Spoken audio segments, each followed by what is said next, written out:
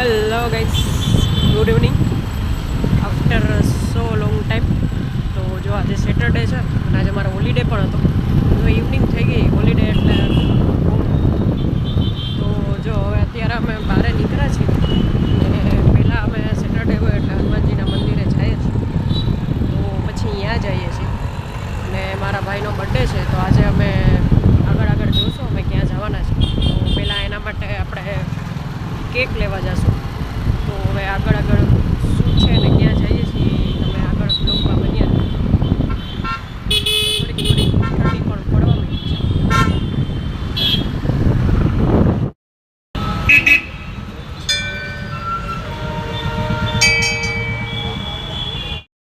જો ફાઇનલી અમે હનુમાનજીના મંદિરેથી આવી ગયા છીએ અને હવે અમે કેક લેવા જઈએ છીએ. તો હવે જોઈએ કઈ ફ્લેવર લઈએ છીએ.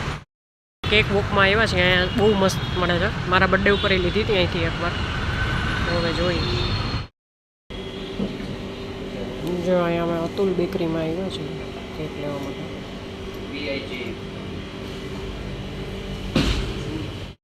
ઓમાં અમને કેક નહોતી ગમી એટલે અમે અહીંયાથી નીકળી ગયા હતા. અને હવે જો ફાઇનલી અમે છે ને અતુલ બેકરીમાં આવ્યા હતા, તો અહીંયા સારી મળી ગઈ છે તો અમે સારી લઈ લીધી છે અને અમે ફોટો પણ બતાવી દીધો છે કેવો છે.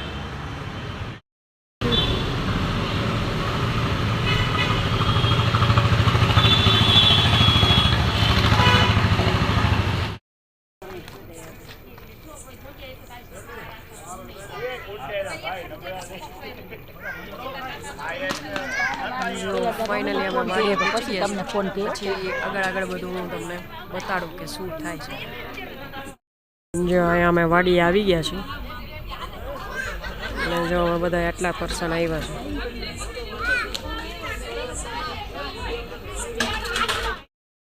અને જો અહીંયા વરાળીઓ ગરમ ગરમ બને છે. અહીંયા બધા જેન્ટ્સ બેઠા છે, અહીંયા બધા લેડીઝ.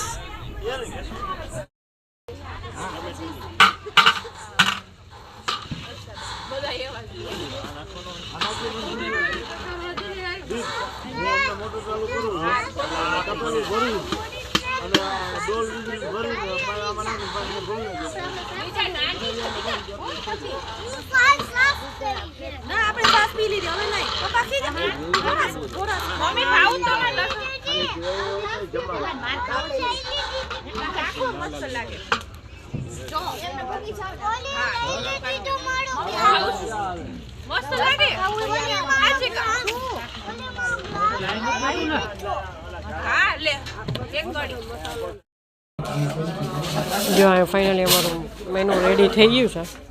વરાળિયું ઓનિયન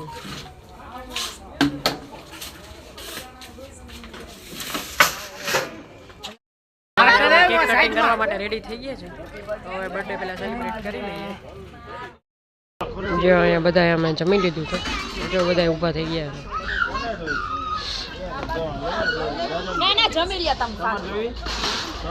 જો અહીંયા બધા પટ્ટો કરવા બેસી ગયા છે.